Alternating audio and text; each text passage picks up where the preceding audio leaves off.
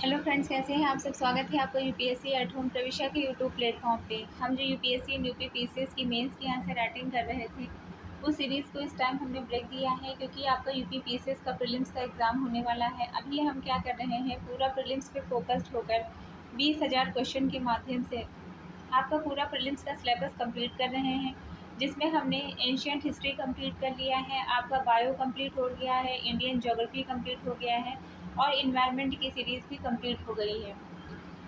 अभी हम क्या कर रहे हैं, पॉलिटी का जो है संसद चैप्टर देख रहे थे, जिसमें हमने राष्ट्रपति को कवर किया है, लोकसभा को कवर किया है, राष्ट्रपति, उपराष्ट्रपति, लोकसभा, राज्यसभा। अब ये जो है क्या है, राज्यसभा के बारे में हम देखेंगे। जिसने इसके पहले की वीडियो नहीं देखे हैं वो हमारी प्लेलिस्ट में जाके देख सकते हैं। आपको इस सीरीज़ का लाभ तभी मिलेगा जब आप सारे वीडियो को देखेंगे, क्योंकि 20,000 क्वेश्चन आप सारे वीडियो को जब देखेंगे इस प्लेलिस्ट के, तभी आपके कंप्लीट होंगे। आप कुछ को देख के कुछ को छोड़ देंगे तो आपके पूरे क्वेश्चन आपके कंप्लीट नहीं होने वाले हैं। हमारा डेली का 2 घंटे का कंटेंट रहता है, जिसमें आधे घंटे की 4 वीडियो रहती हैं। आप उनको देखिए और उसके पहले जो भी हमने कंप्लीट करा दिए हैं आप उसको भी पूरा देखिए, तभी आपको इस सीरीज़ का बेनिफिट मिलने वाला है।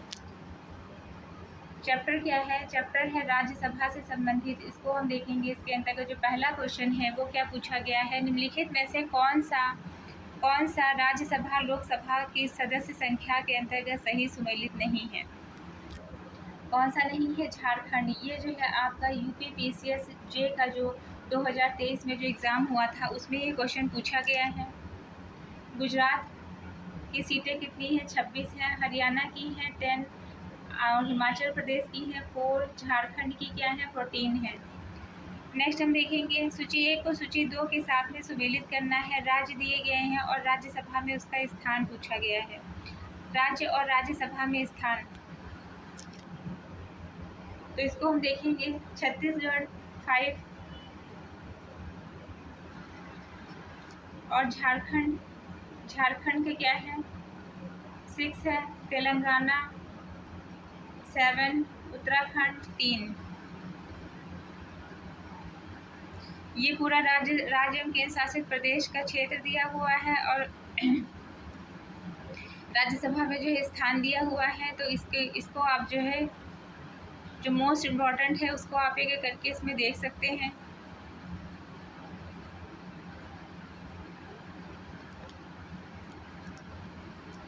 आप इस चार्ट को लूसेंट बुक से पूरा कवर कर सकते हैं। नेक्स्ट हम देखेंगे, निम्नलिखित में से कौन सा विधेयक राज्यसभा में प्रस्तुत नहीं किया जाता है। कौन सा विधेयक है, वित्त विधेयक राज्यसभा में प्रस्तुत नहीं किया जाता है। धन विधेयक राज्यसभा में प्रस्तुत नहीं किया जाता, धन विधेयक जो है राज्यसभा में प्रस्तुत नहीं किया जाता है। 109 क्लॉज 1 के अंतर्गत धन विधेयक की परिभाषा 110 में वर्णित है। शेष सभी विधेयक संसद के दोनों सदनों में प्रस्तुत किए जा सकते हैं। लोकसभा में धन विधेयक पारित होने के बाद राज्यसभा को उसकी सिफारिश के लिए भेजा जाता है। राज्यसभा विधेयक की प्राप्ति की तारीख से 14 दिन की अवधि के भीतर अपनी सिफारिशों सहित लोकसभा में लौटा सकती है। ऐसा होने पर लोकसभा राज्यसभा की सभी या किन्हीं सिफारिशों को स्वीकार या अस्वीकार करने की अधिकारिता रखती है। नेक्स्ट क्वेश्चन हम देखेंगे, निम्नलिखित में से कौन सा एक सुमेलित नहीं है। तो कौन सा सुमेलित नहीं है, असम इसके अंतर्गत शामिल, असम सुमेलित नहीं है। तो राज्य और केंद्र शासित प्रदेश की राज्यसभा की सीटों की संख्या जो है आप उस चार्ट को लूसेंट की बुक से याद कर सकते हैं। नेक्स्ट हम देखेंगे, निम्नलिखित में से राज्यसभा में राज्यों की आवंटित स्थानों के आधार पर अवरोही क्रम में लिखिए। इसके अंतर्गत यूपी, महाराष्ट्र, तमिलनाडु और बिहार। इस क्वेश्चन को आप तभी अटेम्प्ट कर सकते हैं जब आपको सारी सीटों की संख्या याद होंगी, मोस्ट इम्पॉर्टेंट वाली। नेक्स्ट क्या है, कथन है कि भारत में मंत्रिपरिषद संयुक्त रूप से लोकसभा और राज्यसभा दोनों के प्रति उत्तरदायी है। कारण है कि लोकसभा राज्यसभा दोनों सदस्य संघीय सरकार में मंत्री बनने की पात्रता रखते हैं। तो कथन गलत है और कारण सही है। भारत में मंत्रिपरिषद सिर्फ लोकसभा के प्रति उत्तरदायी होती है, राज्यसभा की इसमें कोई भूमिका नहीं होती है। लेकिन लोकसभा राज्यसभा दोनों के सदस्य संघीय सरकार में मंत्री बनने की पात्रता रखते हैं। नेक्स्ट क्वेश्चन है, किस अनुच्छेद के द्वारा संसद को यह अधिकार प्राप्त है कि राष्ट्रीय हित में वह राज्य सूची में दिए गए विषयों पर भी कानून बना सकता है। तो कौन सा है? आर्टिकल 249 के अंतर्गत यह प्रावधान किया गया है कि राष्ट्रीय हित में संसद राज्य सूची के विषय पर भी कानून बना सकती है। अनुच्छेद 249 के माध्यम से संसद को यह अधिकार दिया गया है कि वह राष्ट्र के हित में राज्य सूची में वर्णित विषयों पर भी कानून बना सकती है। संघ सूची, राज्य सूची, समवर्ती सूची में कितने कितने विषय हैं, आप गूगल करके कंफर्म कर लीजिएगा। नेक्स्ट क्या है? निम्नलिखित में से किसके संबंध में राज्यसभा का अनन्य अधिकार है? एक नई अखिल भारतीय सेवाओं के सृजन हेतु संस्तुति करना। संविधान के अनुच्छेद 312 के अंतर्गत यदि राज्यसभा में उपस्थित तथा मत देने वाले सदस्यों में से कम 2/3 सदस्यों द्वारा समर्थित संकल्प के द्वारा यह घोषित किया गया है कि राष्ट्रीय हित में ऐसा करना आवश्यक या समीचीन है, तो संसद विधि के द्वारा संघ राज्यों के लिए सम्मिलित अखिल भारतीय सेवाओं के सृजन के लिए उपबंध कर सकेगी। यह राज्यसभा का अनन्य अधिकार है, जबकि शेष कार्यवाही संसद के दोनों सदनों में से किसी के भी द्वारा की जा सकती है। नेक्स्ट देखेंगे, निम्नलिखित में से कौन राज्यसभा के विषय में सही है? तो कौन सा सही है? यह भंग नहीं की जा सकती है। यह 2 वर्ष बाद इसके राज्यसभा क्या है? राज्यसभा एक स्थायी सदन है, इसलिए ये भंग नहीं किया जा सकता। इसको हमने पहले भी पढ़ा है।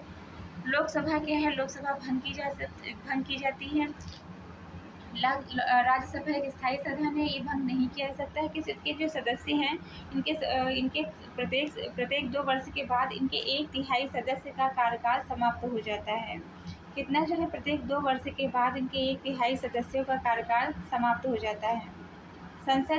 राज्यसभा संसद का उच्च सदन है। राज्यसभा का सदस्य बनने के लिए जो है आयु कितनी होनी चाहिए? 30 वर्ष। और लोकसभा के लिए कितना? 25 वर्ष। राज्यसभा संसद का एक उच्च या स्थायी सदन है जिसका कभी विघटन नहीं हो सकता है। इसके सदस्यों का कार्यकाल 6 वर्ष का होता है। इसके 1/3 सदस्य प्रत्येक 2 वर्ष के पश्चात सेवानिवृत्त हो जाते हैं। राज्यसभा का सदस्य बनने के लिए न्यूनतम आयु 30 वर्ष होती है। नेक्स्ट क्वेश्चन हम देखेंगे, राज्यसभा के संदर्भ में निम्नलिखित में से कौन सा कथन सही है? क्या है? इसके आधे सदस्य प्रति 3 वर्ष में अवकाश प्राप्त करते हैं, ये गलत है। इसके 1/3 सदस्य 2 वर्ष में अवकाश प्राप्त करते हैं। इसके 1/3 सदस्य प्रति वर्ष अवकाश प्राप्त करते हैं, गलत है। 1/3 सदस्य, तो इसमें आपका कौन सा सही? केवल ये सही है। इसके 1/3 सदस्य 2 वर्ष में अवकाश प्राप्त करते हैं। सदस्यों का कार्यकाल कितना होता है? 6 वर्ष का होता है। और राज्यसभा को भंग नहीं किया जा सकता है क्योंकि यह एक स्थायी सदन है। इसके सदस्यों का कार्यकाल 6 वर्ष का होता है और प्रत्येक 1/3 सदस्य 2 वर्ष के बाद जो है अवकाश प्राप्त करते हैं। इसके जो है सदस्य लेने की न्यूनतम जो है आयु कितनी होनी चाहिए? तो वह जो है 30 वर्ष होनी चाहिए। नेक्स्ट है, राज्यसभा के सदस्य का कार्यकाल कितने वर्ष का होता है? अभी हमने देखा 6 वर्ष का होता है।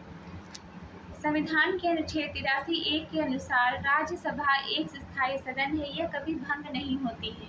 इसके 1/3 सदस्य हर दूसरे वर्ष की समाप्ति पर अवकाश ग्रहण कर लेते हैं। इतने ही नए सदस्य निर्वाचित कर लिए जाते हैं। इस सदस्य का कार्यकाल 6 वर्ष का होता है। यदि किसी सदस्य का स्थान त्यागपत्र, मृत्यु या मृत्यु के कारण रिक्त हो जाता है तो रिक्त पद की भरपाई के लिए उपचुनाव कराया जाता है। इस प्रकार उपचुनाव द्वारा चुना हुआ व्यक्ति उतने समय तक राज्यसभा का सदस्य होगा जितने समय तक राज्यसभा की सदस्यता बची रहती है, अर्थात वह पूरी अवधि तक सदस्य नहीं रहता है, 6 वर्ष तक। नेक्स्ट क्या है? अनुच्छेद 249 खंड 1 के अंतर्गत पारित प्रस्ताव में निम्नलिखित में से किससे अधिक समय के लिए प्रवृत्त नहीं रहेगा? तो कितना है? 1 वर्ष से अधिक समय के लिए प्रवृत्त नहीं रहेगा। इसमें क्या है कि संसद को जो है यह प्राधिकार दिया गया था कि वह जो है अगर कोई जो चीज़ राष्ट्र के हित में है तो वह जो है राज्य की सूची में भी जो है क्या कर सकती है? कानून बना सकती है। अनुच्छेद 249 के अंतर्गत यदि राज्यसभा में उपस्थित मत देने वाले सदस्यों में कम से कम 2/3 बहुमत के द्वारा यह संकल्प द्वारा यह घोषित किया जाता है कि राष्ट्रीय महत्व में यह आवश्यक है, संसद राज्य सूची से प्रेरित ऐसे विषय के संबंध में जो उस संकल्प में विनिर्दिष्ट है विधि बनाए, तो वह वह संकल्प प्रवृत्त होगा। संसद के लिए उस विषय के संबंध में भारत के संपूर्ण राज्य क्षेत्र या उसके किसी भाग के लिए विधि बनाना विधिपूर्ण होगा। इस अनुच्छेद के खंड 2 के अनुसार उपर्युक्त संकल्प 1 वर्ष से अधिक ऐसी अवधि के लिए प्रवृत्त रहेगा जो उनमें निर्दिष्ट की जाए। इस प्रकार का ऐसा कोई प्रस्ताव 1 वर्ष से अधिक समय के लिए प्रवृत्त नहीं रहेगा, बशर्ते उस बनाए गए प्रस्ताव पुनः राज्यसभा द्वारा उपर्युक्त बंध के तहत पारित न किया जाए। नेक्स्ट है राष्ट्रपति राज्यसभा हेतु कितने सदस्यों को मनोनीत कर सकता है? तो कितने? 12 सदस्यों को। 12 सदस्यों को राष्ट्रपति राज्यसभा में मनोनीत कर सकता है, जिसमें जो साहित्य, विज्ञान, कला, समाज सेवा के क्षेत्र में व्यवहारिक एवं विशेष अनुभव रखते हों। क्या हमने देखा कि राष्ट्रपति जो है राज्यसभा हेतु कितने सदस्यों को मनोनीत करेगा? तो 12 सदस्यों को मनोनीत करेगा। जो सदस्य जो है किन किन क्षेत्रों से संबंधित होने चाहिए? साहित्य, विज्ञान, कला, समाज सेवा के क्षेत्र में व्यवहारिक एवं विशेष अनुभव रखने वाले होने चाहिए। नेक्स्ट क्वेश्चन देखेंगे, राज्यसभा किसके द्वारा भंग की जा सकती है? तो राज्यसभा राष्ट्रपति के द्वारा नहीं, प्रधानमंत्री, मंत्रिपरिषद किसी के द्वारा भी भंग नहीं की जा सकती है राज्यसभा। क्यों नहीं भंग की जा सकती? क्योंकि कॉमन सेंस की बात है, जब जो है वो स्थायी सदन है तो उसको भंग नहीं किया जा सकता। हमने कितनी बार ऊपर देखा कि ये भंग नहीं किया जा सकता है। इसके जो मेंबर हैं उनका कार्यकाल होता है 6 वर्ष का, जिसके अंतर्गत 1/3 मेंबर जो है हर 2 साल में क्या कर लेते हैं? अवकाश प्राप्त करते हैं। और क्या देखा कि इनके जो न्यूनतम जो सदस्य, मतलब इनकी जो सदस्यता लेने की न्यूनतम जो आयु है कितनी होनी चाहिए? 30 होनी चाहिए। लोकसभा में हमने क्या देखा था कि 25 होनी चाहिए। राज्यसभा भारतीय संसद का द्वितीय उच्च सदन है। इसका विघटन नहीं होता है। इसमें राज्यों के सदस्य होते हैं। ये सदस्य राज्यों और संघ राज्य क्षेत्रों का प्रतिनिधित्व करते हैं। राज्यसभा का गठन 3 अप्रैल 1952 को हुआ था। अनुच्छेद 80 क्लॉज 1 का उपबंध किया गया है कि राज्यसभा में अधिकतम 250 सदस्य हो सकते हैं।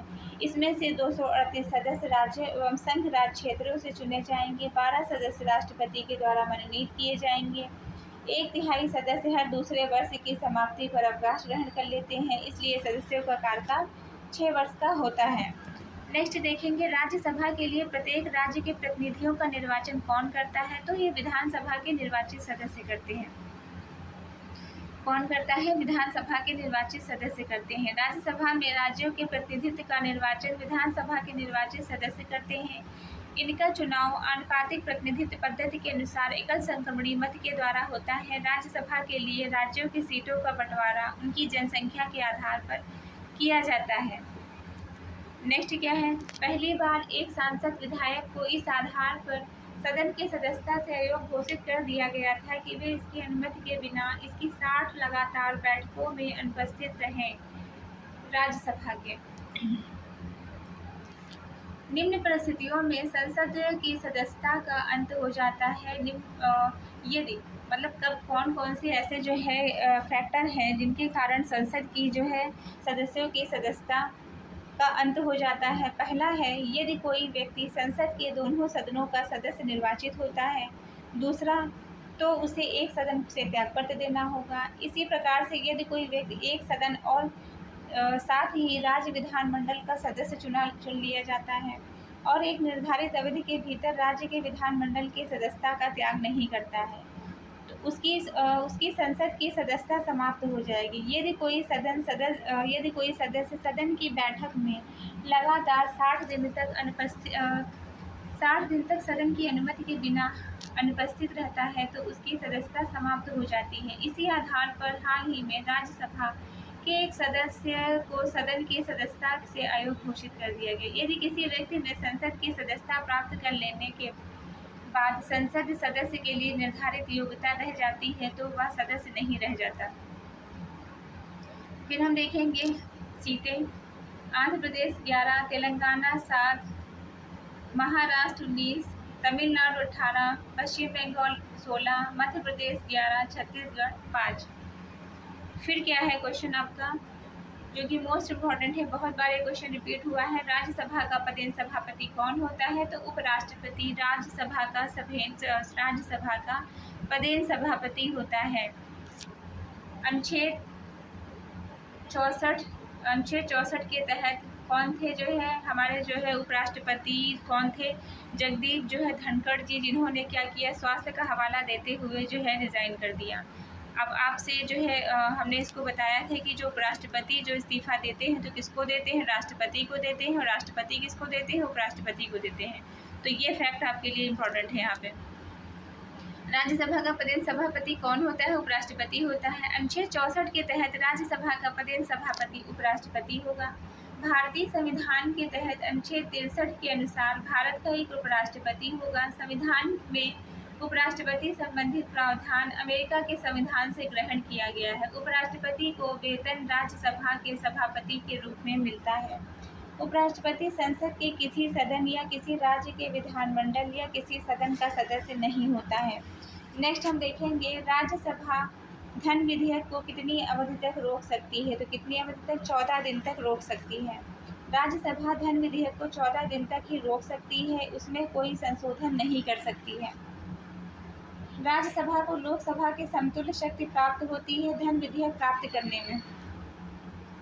राज्यसभा को कुछ वित्तीय शक्तियाँ प्राप्त हैं, यद्यपि संबंध में संविधान के द्वारा राज्यसभा को लोकसभा की तुलना में निर्बल स्थिति प्रदान की गई है। नेक्स्ट क्या है? केंद्र राज्य सूची के विषय पर विधान बना सकता है यदि राज्यसभा उपस्थित और मत देने वाले सदस्यों के 2/3 बहुमत से संकल्प पारित कर यह घोषित कर दे कि राष्ट्र के हित में यह आवश्यक है कि संसद राज्य सूची के विषय में विधि बनाए। यदि राज्यसभा उपस्थित तथा मत देने वाले सदस्यों के 2/3 बहुमत से संकल्प पारित करके यह घोषणा करे कि राष्ट्रहित में यह आवश्यक है कि संसद राज्य सूची के विषय में वर्णित किसी विषय पर विधि बनाए तो संसद राज्य सूची में उस विषय पर कानून बना सकती है। एकमात्र संघीय क्षेत्र कौन सा है जहां से राज्यसभा के लिए एक सदस्य का निर्वाचन होता है? पुडुचेरी। नेक्स्ट क्या है? भारत में राज्यसभा किसका प्रतिनिधित्व करती है? तो राज्यों का और संघ राज्य क्षेत्रों का। संविधान के अनुच्छेद 80 के अंतर्गत राज्यसभा राज्य एवं संघ राज्य क्षेत्रों के प्रतिनिधित्व से मिलकर बनेगी, अतः राज्यसभा राज्य एवं संघ राज्य क्षेत्रों का प्रतिनिधित्व करती है। नेक्स्ट क्वेश्चन है भारतीय संसद के ऊपरी सदन राज्यसभा का प्रथम अधिवेशन हुआ था 13 मई 1952 को। राज्यसभा का गठन 3 अप्रैल 1952 को हुआ था। इसकी बैठक 13 मई 1952 को हुई है। इसकी अध्यक्षता तत्कालीन उपराष्ट्रपति डॉक्टर सर्वपल्ली राधाकृष्णन ने किया है। राज्यसभा का गठन अनुच्छेद 80 के तहत किया गया है, इसे उच्च सदन भी कहते हैं। नेक्स्ट क्वेश्चन क्या है? प्रधानमंत्री और उसकी मंत्रिपरिषद। भारत के प्रधानमंत्री को राष्ट्रपति करता है, क्या करता है? नियुक्ति करता है। राष्ट्रपति भारतीय संविधान के अनुच्छेद 75 का 1 की शक्तियों का प्रयोग करते हुए देश का प्रधानमंत्री नियुक्त करता है तथा अन्य मंत्रियों की नियुक्ति राष्ट्रपति के द्वारा प्रधानमंत्री के परामर्श से की जाती है। सभी मंत्री राष्ट्रपति के प्रसाद पर्यंत कार्य करते हैं। मंत्रिपरिषद सामूहिक रूप से लोकसभा के प्रति उत्तरदायी होती है। नेक्स्ट क्वेश्चन है, कथन है कि भारत में मंत्री परिषद सामूहिक रूप से लोकसभा या राज्यसभा के प्रति उत्तरदायी होती है। कारण है कि लोकसभा और राज्यसभा दोनों के सदस्य संघीय सरकार में मंत्री बनने की पात्रता रखते हैं। तो कथन गलत है और कारण सही है। उपयुक्त प्रश्न का जो है कथन गलत है किंतु कारण सही है। भारत में मंत्रिपरिषद सामूहिक रूप से लोकसभा के प्रति उत्तरदायी होती है। अनुच्छेद 75 क्लॉज 3 के अंतर्गत लोकसभा और राज्यसभा दोनों के सदस्य संघीय सरकार में मंत्री बनने की पात्रता रखते हैं। फिर क्या है? प्रधानमंत्री कार्यालय के संबंध में निम्नलिखित में से कौन सा कथन सत्य है? प्रधानमंत्री कार्यालय के संबंध में कौन सा कथन सत्य है? यह 1977 में अस्तित्व में आया था। भारत के प्रधानमंत्री का कार्यालय पीएमओ से आशय भारत के प्रधानमंत्री सीधे नीचे आने वाले नजदीक अधिकारी व कर्मचारी समूह से है। प्रमुख सचिव इसका सर्वोच्च अधिकारी होता है।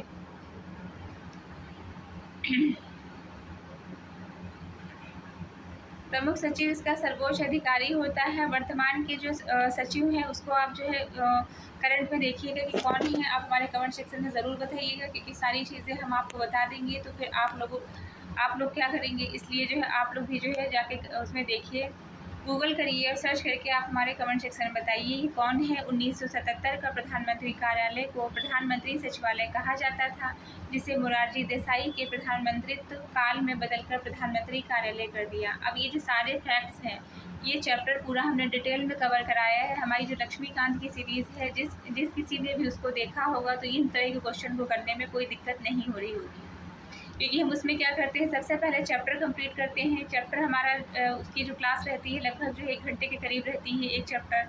उसके बाद में क्या करते हैं, दूसरा जो है आपका 20 क्वेश्चन आपके प्री के और 10 क्वेश्चन आपके मेंस के जो है पूरा हम उसमें कवर करवाते हैं। जो दूसरी क्लास रहती है तो वो जो सीरीज़ है वो ना केवल आपके प्रीलिम्स के लिए बल्कि आपके मेंस के लिए, दोनों के लिए मोस्ट इम्पॉर्टेंट है। तो उसको आपको जो है जब भी आपको टाइम मिलेगा, अभी चूँकि आपका प्रीलिम्स का एग्ज़ाम है तो चूँकि टाइम बहुत कम बचा हुआ है, तो आप इस टाइम पूरा प्रीलिम्स पे फोकस्ड होकर जो है प्रीलिम्स की तैयारी करिए। जैसे ही आपका प्रीलिम्स का एग्ज़ाम हो जाता है आप उस सीरीज़ को भी ज़रूर देखिएगा। और जो बच्चे 2026 को टारगेट कर रहे हैं उनके लिए वो सीरीज़ भी बहुत ज़्यादा बेनिफिट देने वाली है, क्योंकि उस सीरीज़ को देखिए। बाकी जो हमारी जो मेंस की जो सीरीज़ चल रही है, जिसमें हम 5 क्वेश्चन की मेंस के आंसर राइटिंग करवाते हैं, आप उसको भी देखिए। जैसे ही आपका ये कंप्लीट होता है हम उस सीरीज़ को फिर से स्टार्ट करेंगे। भारतीय संविधान के संदर्भ में निम्नलिखित कथनों पर विचार कीजिए। संघ मंत्रिपरिषद लोकसभा के प्रति सामूहिक रूप से उत्तरदायी होगा। भारतीय संविधान के अनुच्छेद 75 का 3 में यह कहा गया है कि संघ मंत्रिपरिषद लोकसभा के प्रति सामूहिक रूप से उत्तरदायी होती है, जबकि 75 का 2 के अनुसार संघ के मंत्री राष्ट्रपति के प्रसाद पर पद धारण करेंगे। 75 का 1 के अनुसार प्रधानमंत्री की नियुक्ति राष्ट्रपति करेगा, अन्य मंत्रियों की नियुक्ति प्रधानमंत्री की सलाह पर करेगा। प्रधानमंत्री मंत्रिपरिषद का वास्तविक नेता होता है। नेक्स्ट क्वेश्चन है जो कि मोस्ट इम्पॉर्टेंट है, बहुत बार पूछा गया है कि मंत्रिपरिषद किसके प्रति उत्तरदायी होती है, तो यह लोकसभा के प्रति उत्तरदायी होती है। नेक्स्ट क्वेश्चन क्या है, कथन है कि राज्य में मंत्रिपरिषद का प्रायः एक बहुस्तरीय रचना होती है।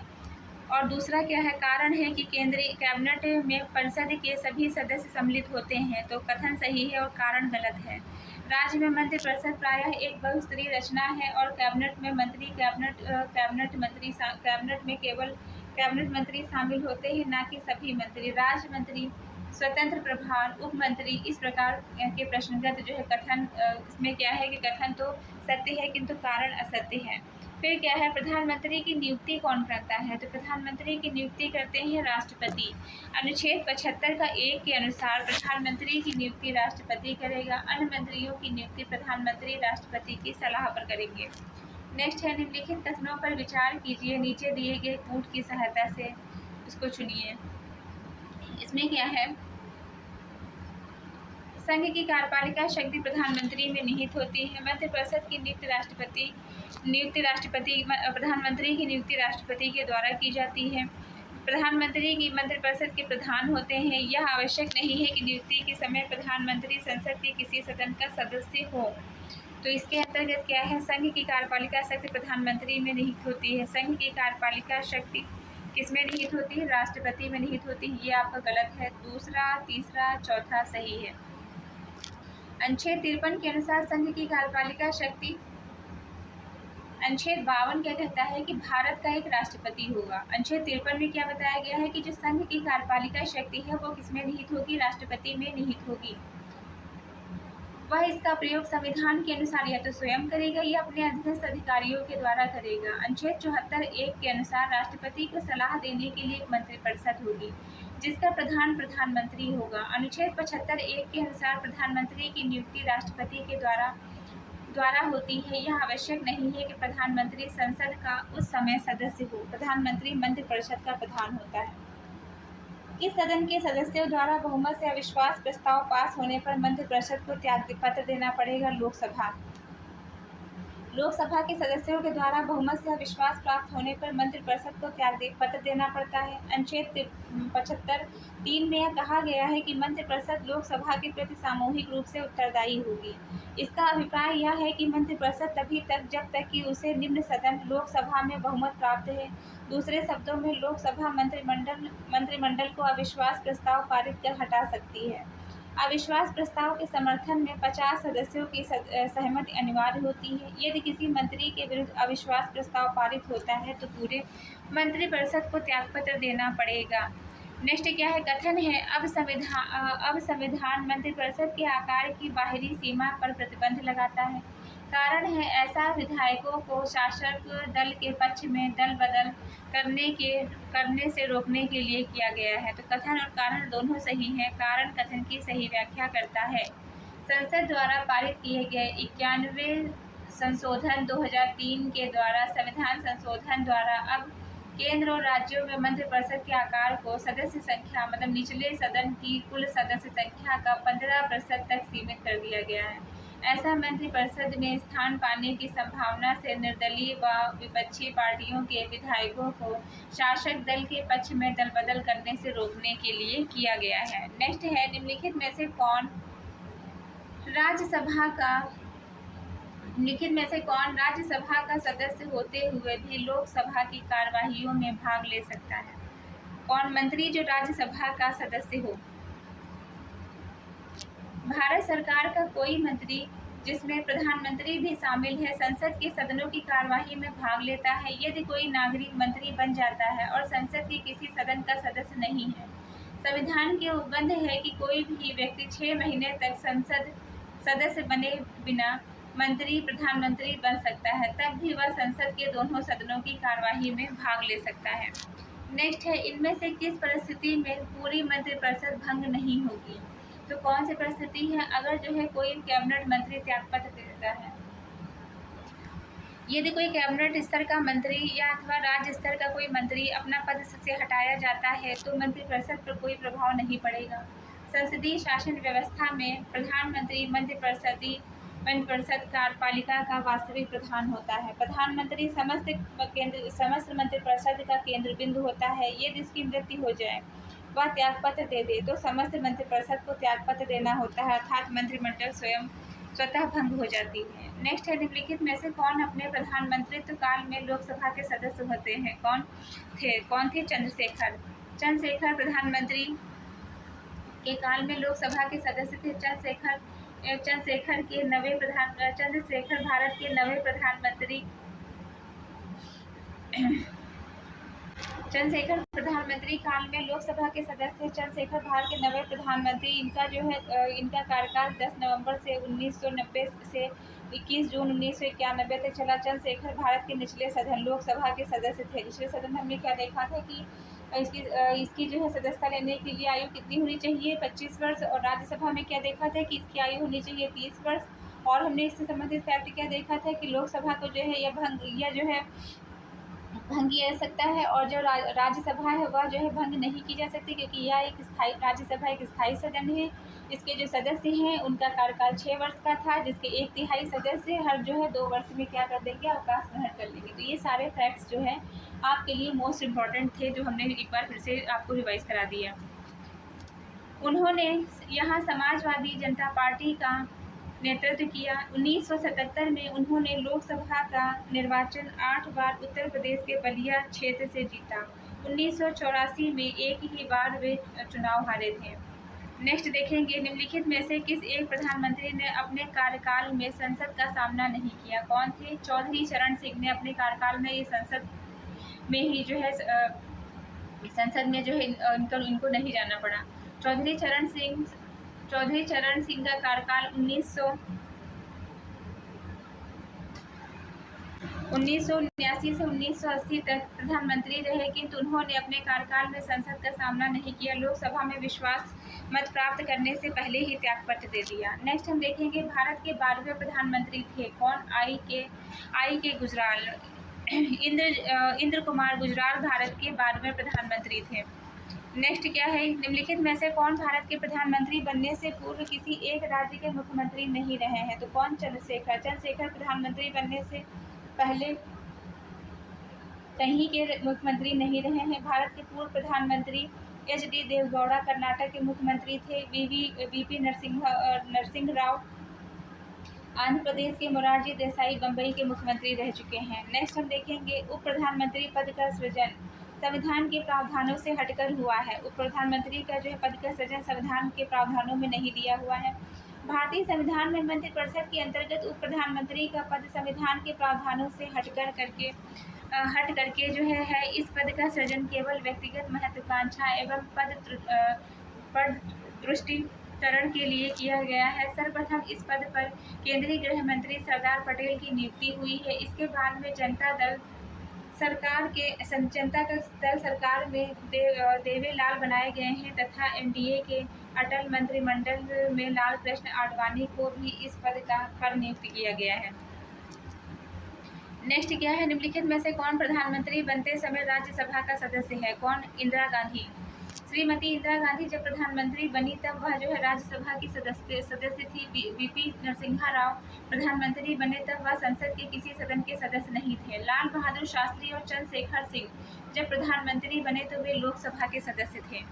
नेक्स्ट देखेंगे किस प्रधानमंत्री के कार्यकाल में दल बदल विरोधी विधेयक पास हुआ है? तो कौन से हैं? राजीव गांधी। दल बदल विरोधी कानून 1985 में राजीव गांधी के मंत्रिमंडल काल में पास हुआ है। संविधान के 52वें संशोधन 1985 में इसे पारित किया गया है तथा संविधान की 10वीं अनुसूची जोड़ी गई है। नेक्स्ट क्वेश्चन क्या है, भारतीय संविधान के अनुच्छेद 78 में प्रावधान है दायित्वों का प्रधानमंत्री के। भारतीय संविधान के अनुच्छेद 78 में कहा गया है कि प्रधानमंत्री का यह कर्तव्य होगा कि वह संघ के प्रशासन और विधायन से संबंधित समस्त जानकारियां राष्ट्रपति को दे। साथ ही राष्ट्रपति उपयुक्त संबंध में जिन जानकारियों को मांगे उन्हें प्रधानमंत्री प्रदान करें। तो ये हमारा आज की सीरीज़ का लास्ट क्वेश्चन था। आप लोगों को हमारी जो ये सीरीज़ चल रही है कैसे लग रही है हमारे कमेंट सेक्शन में ज़रूर बताइए। और एक बात आप लोगों से कहनी है जो कि आपके लिए बहुत ज़्यादा ज़रूरी है, आपको इस सीरीज़ का लाभ कब मिलेगा?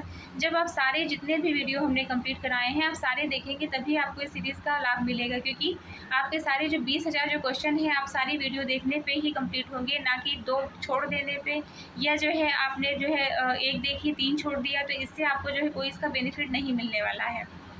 और जो सब्जेक्ट हमने कंप्लीट कर लिए हैं, आपका चाहे इंडियन ज्योग्राफी हो या बायो हो या जो है एंशिएंट हिस्ट्री हो या इन्वायरमेंट हो, जो सब्जेक्ट हमने कंप्लीट कर लिए हैं आप उसकी सारी वीडियो कम से कम जो एक बार देखिए।